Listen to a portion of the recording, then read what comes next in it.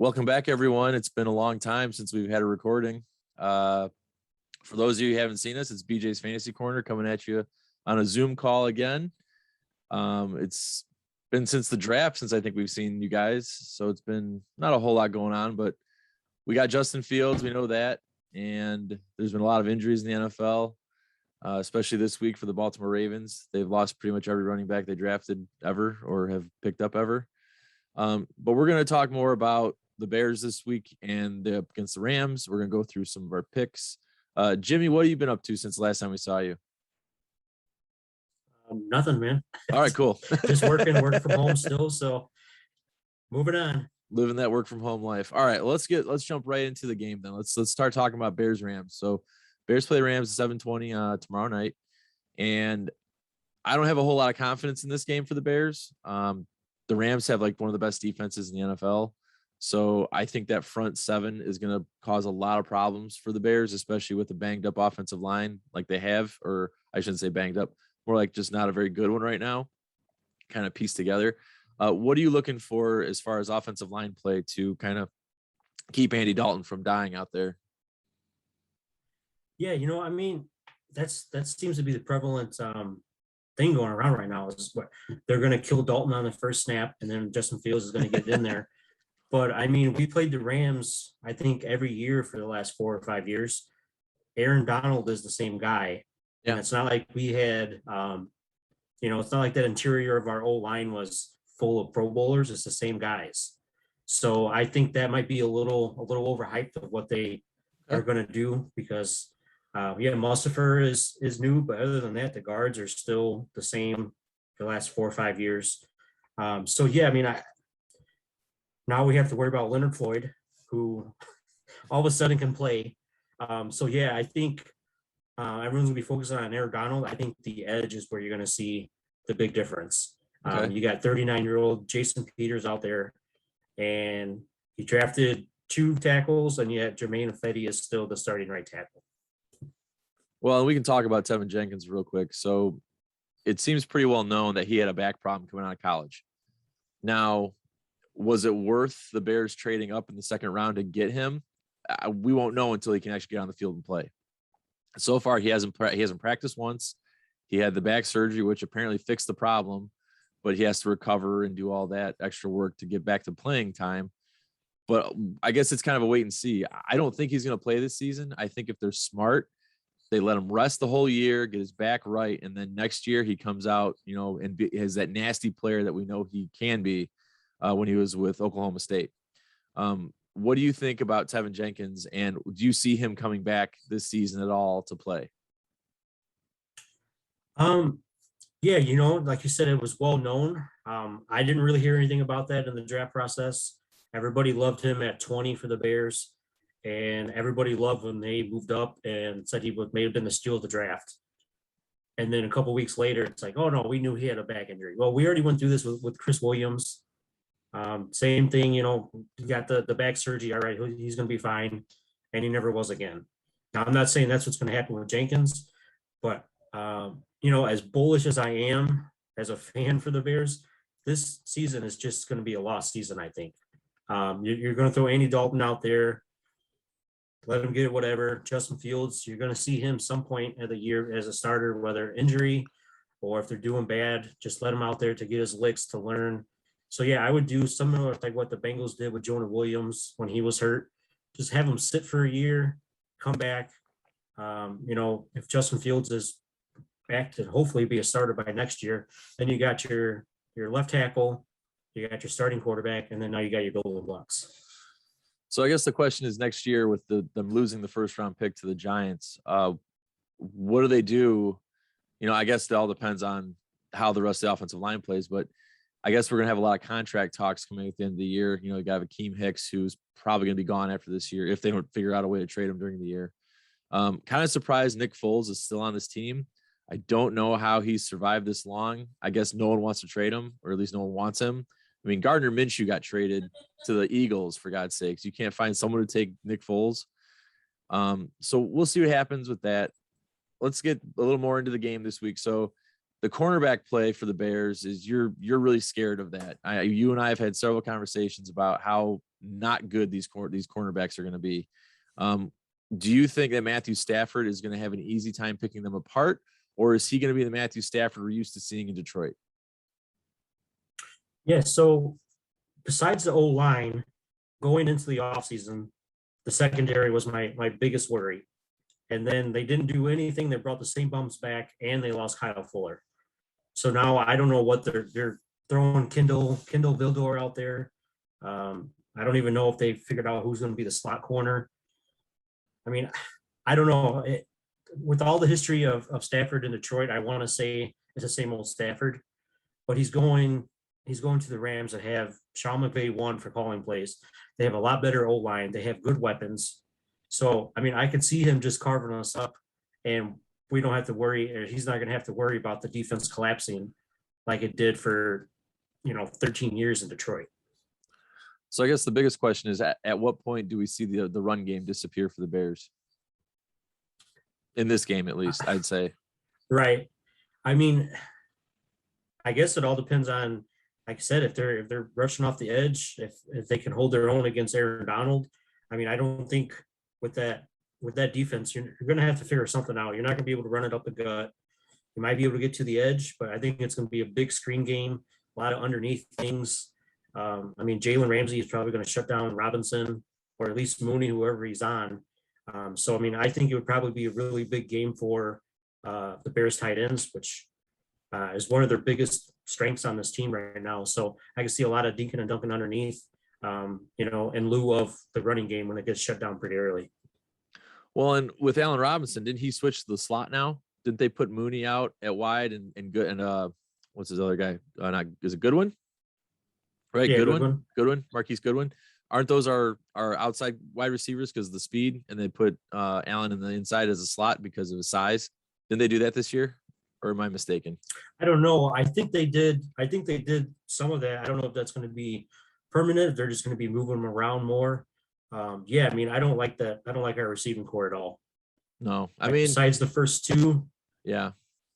Well, and and I know Eric Lambert made kind of a statement on Twitter the other day about, these are the fastest wide receivers the Bears have ever had. Well, can they catch?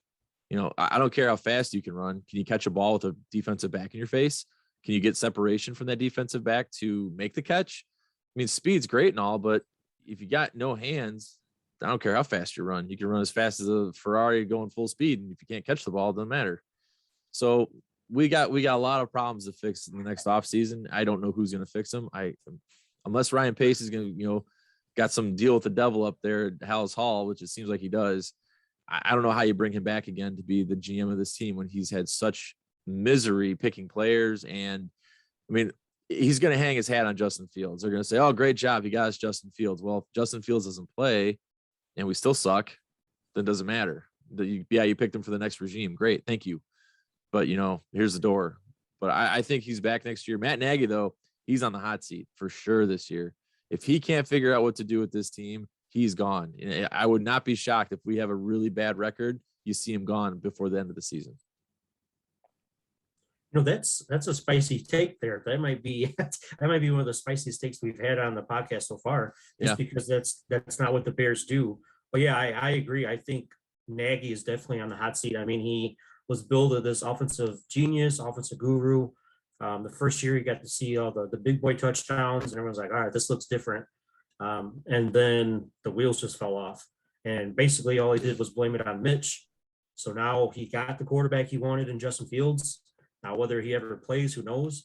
But yeah, it's all on him. He's got to do something.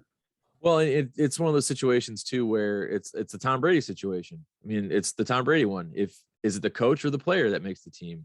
I mean, Tom Brady went down to Tampa and won a Super Bowl without Bill Belichick, and Bill Belichick didn't make the playoffs. So is it the coach or is it the player? I think in this situation, it was kind of a little bit of A and B. The coach couldn't adapt his team to the player's skills, and the player didn't have the skills to do what the coach wanted him to do. So, the joke is Mitch couldn't throw the ball downfield, and then you see him carve up the Bears for like 280 yards in the first half of a game. So, and again, against backup, so take it with a grain of salt. But it's just, if he doesn't produce this year, and I know Andy is like getting thrown out there as like the sacrificial lamb, here he is, hit him for $10 million. But I don't want him to ruin Justin Fields either early. We don't want to ruin this kid's career before it gets started because he could have a real bright future with the right coach. But all right, so let's get to our pick for this week's games. We'll do the Bears first, and this is it's not my pick of the week. This is not one of my three. I'm probably not going to pick them again at all this year because I don't trust them in any way, shape, or form. I don't even trust them against the Lions, and the Lions are terrible. So my prediction for the Bears game this week is you're going to see the Bears are going to lose, and I think it's going to be not a very close game. It's probably going to be Rams like 35, Bears 18 or 17. Andy Dalton might throw for 250 yards, maybe. David Montgomery might have 85 yards rushing. I think Allen Robinson is going to be the key target, but I think Jesse James or Cole Kmet are going to be the leading receiver. So my pick is Rams 35, Bears 17. Yeah, I mean, I can see that. I think it's going to be closer, like I said, than people are kind of thinking. So I would go probably, with that stout Bears defense that we have, I'm going to go 31-28 with a late field goal for the win. Oh, wow. Okay. Rams. Okay. Who would be your player of the game this game if you're to pick one? I would say once again, I think it's going to have to be one of the tight ends. I do like the Jesse James, but I think it's going to be Cole Kmet. Okay. You don't think Jimmy Graham's going to get a couple steal touchdowns down the 5-yard line like he always does? The touchdown. Oh man, that's all Kmet this season now. All right, so let's get to our picks. So we're gonna just do. We could just roll. We'll roll through the whole entire slate. So Tampa Bay, we already picked. They already won on a good game. That was a really good game for the first game of the year. I loved it. You had almost 800 yards passing in the first game of the year. So good luck to any game on national TV after that, Bears included. So Tampa Bay already won. So our next game is Atlanta, Philadelphia. Atlanta is a minus 3.5 point favorite. Now this is a few days ago, so it may have moved a little bit. The over/under is 48. This is my first pick. Atlanta and Philadelphia are not two very good teams. I'm going under 48 points. I don't see it being 24-24. I see this being like a 21-17 game. So I'm going under. That's my first pick of the week. Yeah, Big Ten football, 10-9 kind of game. Yeah, I mean, I'm going to go Atlanta. It's not my pick. I just think that's, Matt Ryan still has something left in the tank, so we'll see what he can do. Okay. Oh, and I think Atlanta will win the game too. All right. So the next game is Buffalo-Pittsburgh. Buffalo is a 6.5 point favorite. The over/under is 48.5. I'm picking Pittsburgh on this. I think it's going to be Ben Roethlisberger's farewell tour, and I can see him balling out against this Buffalo defense, which is pretty good. But I think Ben is going to have enough tricks up his sleeve to win it.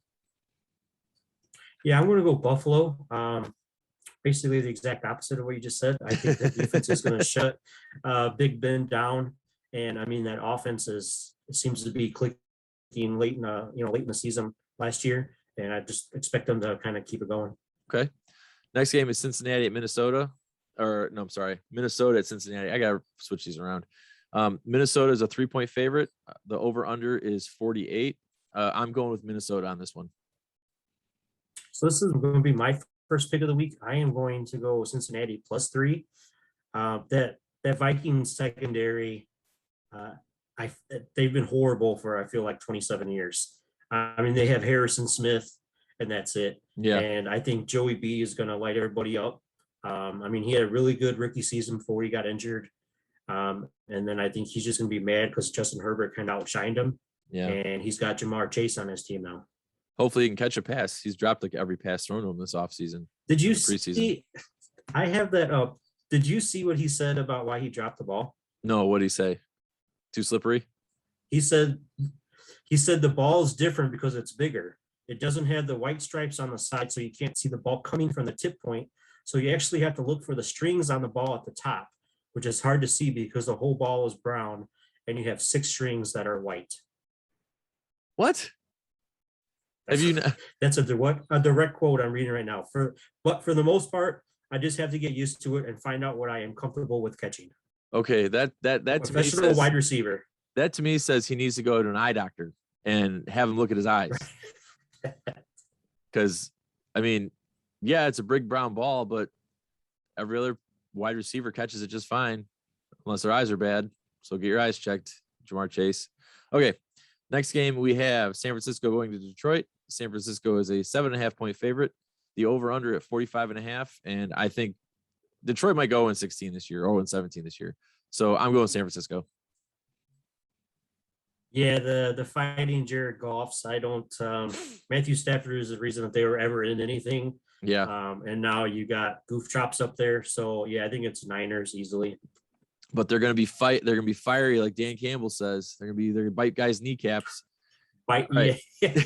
No kneecaps left. No kneecaps left. All delicious kneecaps. All right, next game up is Arizona at Tennessee. Tennessee is a 3-point favorite, which is kind of surprising, but I'll take it. The over-under set at 52. I'm going Tennessee all the way on this. I mean, Arizona's a good team, but Larry Fitzgerald, the heart and soul of that team, is not playing right now. I don't know if he's officially retired or if he's just kind of weighing his options, waiting for someone to get hurt and go, all right, I'm going to go play. But I just don't see Arizona beating Tennessee. Yeah, I'm going with Tennessee. Even without Julio Jones, I would have picked Tennessee. But now you have arguably, top 5, top 10 receiver added already to that potent offense. Yeah. All right. So next up is Seattle at Indianapolis. Seattle is only a 2.5-point favorite, that's a very small little favor there. It's a 48.5-point over under. I'm going Seattle all the way, even though you're going to find out someone's on my list for later that's on this team for Indianapolis. Yeah, I almost took Seattle just because I love to beat myself up, take Seattle and lose every time I bet on them. But that Carson Wentz, he scares me. So I'm not going to take the points, but I think Seattle wins. Okay. Next game is the LA Chargers at the Washington football team. This one's even crazier. LAC is only a 1-point favorite. 1 point. I mean, they're a high-powered offense if Austin Eckler's healthy, which he probably won't be because he sucks. The over-under is 44.5. I'm taking the Chargers to win this game. Yeah, this is my second bet. I am going to take. They're still the Washington football team, right? They still are. They still are. But I've heard that all the names they have the word red in them because Dan Snyder owns a company named Red something. So they're all like involving the color red because of his company he owns. Makes sense. Yeah. So I'm going to take the Washington football team +1. Like you said, the Chargers have that high-powered offense, but that Washington defense is no joke. And our boy Fitzmagic is the starting quarterback now. Love the beard. Love the beard. You got the beard. He's got the beard. I got the mini beard. A whole lot like you. My wife will let me grow it like that. All right. The next game up are the New York Jets visiting the Carolina Panthers. Carolina is a 5-point favorite with the former Jet. Oh, Sam Darnold. I don't think about his name for a second there. The over-under is 45.5. I have the Jets winning this one. Robert Salah is going to get his first NFL win week 1 with Zach Wilson at quarterback. Yeah, I have Carolina. This is the Darnold revenge game. I know Salah and no one else on that staff is getting any sleep right now. They're worried about Sammy D carving them up. And I just think they're going to win. Okay. Next game up is Jacksonville visiting the Houston Texans. Jacksonville is a 2.5-point favorite, probably maybe one of 2 times against Houston. Again, they'll play them twice. They'll probably be the points favorite. The over-under is 44.5. I'm going Jacksonville all the way on this one. Houston and Detroit are going to fight it out for the worst team in the league this year. Yeah, I have. This is my third pick, Jacksonville -2.5. Yeah, like you said, Houston has to be at least top 3 for worst, team overall. They didn't get any better. Who knows what's going on with Watson? And maybe Davis Mills can get somebody to puncture tie rods long so he can be the starting quarterback. But the whole roster is just not good. I heard the doctor from the Chargers is now the doctor in Houston, just saying. All right, next game up, we have Cleveland at Kansas City. Kansas City is 6.5-point favorite. The over-under is 52.5. I'm taking Cleveland +6.5 in this game. I think you're getting almost a touchdown. I think it could be a very close game. I mean, Cleveland has a really good defense. I mean, they're saying Myles Garrett might be the defensive player of the year. So with that being said, I think Patrick Mahomes is still going to light him up for a good amount, but I think Cleveland may do the same thing to them. Now, Tyrann Mathieu just got off COVID list today. So how great is he going to be in coverage and dropping back and laying the hits? I don't know, but I see Cleveland plus 6.5 winning this game. Yeah, I have Kansas City. I think after that Super Bowl, I mean, obviously I didn't watch any of them in the preseason, but after that Super Bowl where they just got demolished and kind of made it to look like they were a fraud, I see them coming out and just lighting everybody on fire. All right, so you're going KC. All right, next game up, we have New England, Miami visiting New England. New England is a 2.5-point favorite behind Mac Jones, not Cam Newton. 43.5 is the over/under. I'm taking New England on this one. I think Mac Jones is going to have a pretty solid year as a starting quarterback there. Tom Brady did a good job there for how long, and he pretty much was the same mold as Mac Jones. So I got New England winning this one. I'm going with Miami. Miami has a pretty good defense. And I guess it all really comes down to what Tua can do. Okay. Next game is we have Denver going to the New York Giants. Denver is a 3-point favorite. It's a 41.5-point over/under. I'm going with Denver on this one all the way. I think Saquon is back, but he's not going to be 100% ready to really play at the speed he needs to be good. Evan Ingram is out in this game as well, so they're missing their best tight end, even though he's always hurt. So how could he be their best tight end? So I'm going Denver all the way on this one. Yeah, I'm going Denver as well. The Giants just don't. I know they get pieces. They got Galladay. Denver has 72 cornerbacks right now, so I don't think they're going to be able to pass anywhere on there. Danny Dimes throwing it around. So I think Denver wins easily. You know what they call that when you have all those cornerbacks? You call it the 50-cent piece. You don't drop into a dime or a nickel. You drop in the 50 cent. You just have 8 cornerbacks and three linemen. All right, next up we have Green Bay going down to, well, I guess they're not going to New Orleans. They're going to Jacksonville, aren't they? I think they're playing in Jacksonville. I thought maybe they're going to. I don't know where they're. I think they're playing in Florida because the hurricane down there. They can't go play there. The over/under, or Green Bay's a 4-point favorite. The over/under is 50. I'm taking Green Bay minus the 4 points. Yeah, I mean, I did have this, but Mike and Mike style, we don't want too many of the same picks. Yeah, I think Green Bay wins. Once Jameis Winston lights everybody up, but I think Green Bay wins easily. Yeah. All right, we already talked about our game, Chicago and LA. The Rams are a 7-point favorite, and the over/under is 44. I've already picked the Rams and gave you my prediction, and Jimmy's already picked the Rams too. So we kind of know what's going to happen there.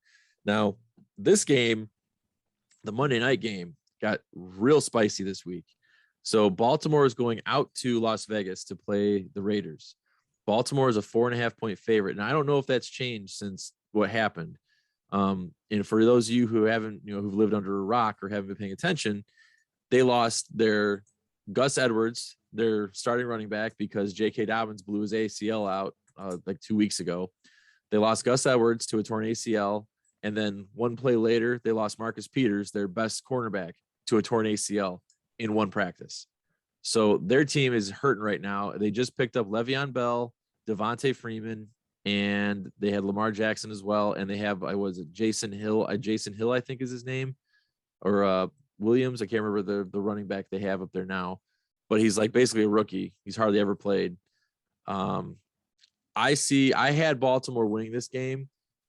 I'm going to change that to Las Vegas. I'm switching it up because I think without that running back game, it's either going to be Lamar has to run the whole game and he's not going to have to pass, or he's going to have to try to pass out of everything and he's going to get picked apart. So I'm switching it to Las Vegas. I have them winning this game. Yeah, I am going to still go with Baltimore. I think they can have Jamal Lewis back there. It doesn't matter. Lamar Jackson's just going to run over everybody.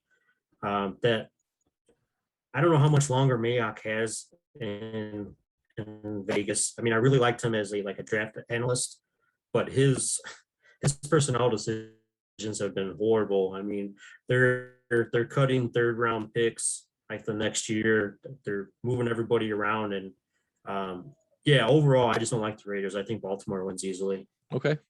All right, our sleeper pick. Now I made this sleeper pick like the day before the 2 ACLs got blown out. My sleeper pick was Lamar Jackson's going to rush for 75 plus yards. Now I know with that being said, it's kind of like an easy sleeper pick, but now he may have to throw a lot more. So this might really be a sleeper pick because he may not run that a whole lot, being that he has to use his arm. But I'm going Lamar 75 or more yards rushing. Lamar might run for 2,000 himself this year. Yeah, it could happen. Very well might happen. And then my sleeper pick, just like when I took them versus Minnesota, is we're going Joe Burrow, 275 passing yards or more. I think, like I said, he was just getting in his groove before he got hurt, and that Minnesota defense is garbage. All right.